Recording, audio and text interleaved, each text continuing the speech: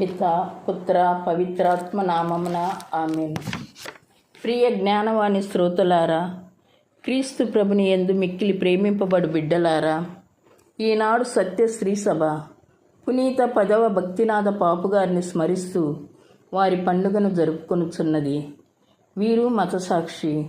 క్రీస్తు శకం 1835 జూన్ 2వ తేదీ ఇటలీలోని వెనిస్ నగరంలో గల త్రివేస మేత్రాసనములు రియసే అను చిన్న పట్టణంలో జ్వాన్ని బప్తిస్తా సార్తో మార్గరీతా అను పుణ్య దంపతులకు 8 మంది సంతానములు మొదటి సంతానంగా జన్మించారు. జ్ఞానస్నానంలో జోసెఫ్ మెల్కియోర్ సార్తో అని పేరు పెట్టబడింది. తండ్రి పాదరక్షలు తయారు చేస్తూ, తల్లి కుట్టు పని చేస్తూ కుటుంబాన్ని పోషించారు. వీరు చదువులో చూపిన ప్రజ్ఞ, క్రమశిక్షణ విచారణ గురువును ఆకట్టుకున్నాయి. అందుకే ఉన్నత విద్యాభ్యాసం చేసే సమయంలో ఉపకార వేతనం సమకూర్చారు. అప్పుడే వీరికి దైవ పిలుపు ప్రేరణ కలగటంతో పాటు తల్లిదండ్రుల ప్రోత్సాహం కూడా లభించింది. 1850 నవంబర్లో గురు శిక్షణలో ప్రవేశించి ఎంతో భక్తి శ్రద్ధలతో నిష్టగా గురు విద్యను ముగించి కాస్టల్ ఫ్రాంకో పట్టణ కథీడ్రల్లో 1858వ సంవత్సరము సెప్టెంబర్ 18వ తేదీ గురుపట్టాభిషేకం పొందారు. వీరి సెమినరీ పెద్దలు వీరిని క్రమశిక్షణాపరుడు, సమర్థుడు, జ్ఞాపక శక్తి కలవాడు, ఆశాజ్యోతి అని కీర్తించారు. యువకుడు, స్ఫురద్రూపి, శ్రీసభ కోసం ఏదో చేయాలనే తపన గల వీరిని ఇటలీలోనే తొంబోలో ఉన్న 1500 మంది క్రైస్తవుల ఉన్న విచారణలో సహాయక గురువుగా నియమించారు. అక్కడ పనిచేసిన 8 సంవత్సరాలు కూలి పని మీద బ్రతికే తన విచారణ క్రైస్తవులకు చేదోడు వాదోడుగా నిలిచారు. మంచి గాయక బృందాన్ని తయారు చేశారు. విచారణ గురువు ఫాదర్ జోసెఫ్ సార్తో గారి సామర్థ్యం గురించి పొగడుతూ ఎప్పటికైనా శ్రీసభలో ప్రధాన పాత్ర నిర్వహిస్తారని ప్రవచనం పలికారు. 1867లో సాల్జెనో విచారణ గురువుగా నియమింపబడి పేదల పెన్నిదిగా పేరుగాంచారు. వీరు పిల్లలకు పెద్దలకు సత్యోపదేశాన్ని క్షుణ్ణంగా నేర్పించారు.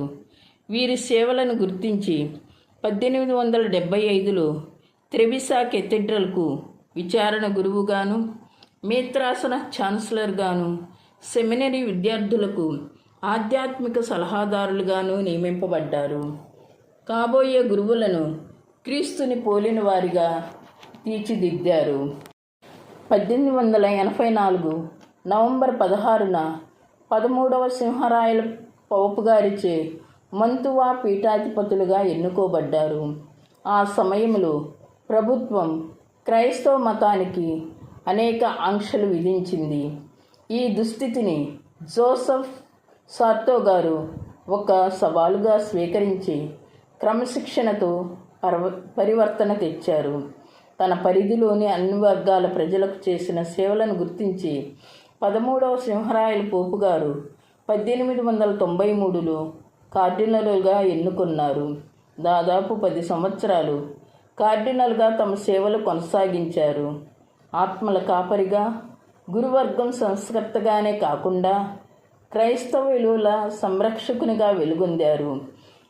ఎంత ఉన్నత పదవులు నిర్వహించినా శ్రామిక వర్గాల ప్రజల క్షేమం గురించి ప్రత్యేక శ్రద్ధ చూపించారు. సింహరాయలు పోపుగారి సుదీర్ఘ పాలన 1903 జూలై 24 ముగిసింది. 1903 ఆగస్టు 9న వీరు పోపుగా ఎన్నిక కాగా, ప్రభు మీ చిత్తమే నెరవేరునుగా కానీ దీనతతో 10వ భక్తినాథ పోపుగారిగా ఈ లోకంలో క్రీస్తు ప్రతినిధి అయ్యారు. వీరు పోపుగారిగా బాధ్యత స్వీకరించిన తరువాత సెమినరీలను ఆధునీకరించి గురు విద్యార్థుల తర్ఫీదును పకడ్బందీ చేశారు. వీరు కథోలిక గురువులకు ప్రబోధము మరియు సత్యోపదేశ ప్రబోధము అను 2 విశ్వలేఖలను ప్రచురించారు.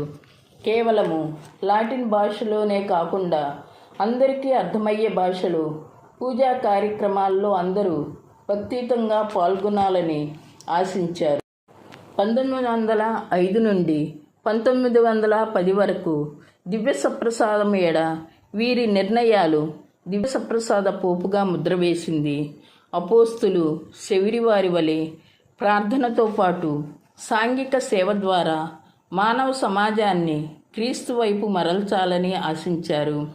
గురువుల ప్రార్థనా పుస్తకం, శ్రీ సభ సంగీతం వేడ పలు మార్పులు సూచించి గ్రెగోరియన్ సంగీతంతో పాటు పవిత్రత, శ్రావ్యత, ఆధునిక సంగీతంతో పూజను అర్థవంతంగా అర్పించాలని నిర్ణయించుకున్నారు.